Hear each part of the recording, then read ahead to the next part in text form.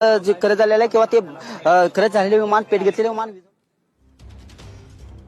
अजित पवारांसह 6 जणांचा या विमान अपघातात मृत्यू झाल्याची माहिती समोर आली आहे। उपमुख्यमंत्री अजित पवारांसह 6 जणांचा मृत्यू या भीषण विमान अपघातात झालेला आहे। डीजीसीए कडून ही माहिती देण्यात आलेली आहे। 6 जणांचा मृत्यू या विमान अपघातात झालेला आहे।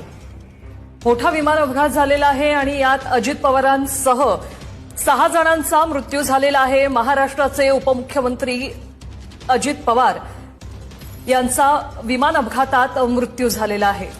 बारामतीत लँडिंग दरम्यान भीषण अपघात झाला। ते विमान कोसळलं, त्यानंतर या विमानानं पेट घेतलेला होता आणि यातच अजित पवारांसह 6 जणांचा मृत्यू झाल्याची माहिती डीजीसीए कडून देण्यात आली आहे।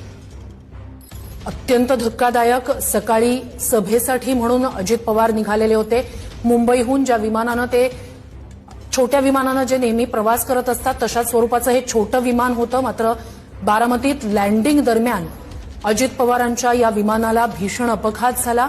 लँडिंग दरम्यान विमानतळा शेजारीच हे विमान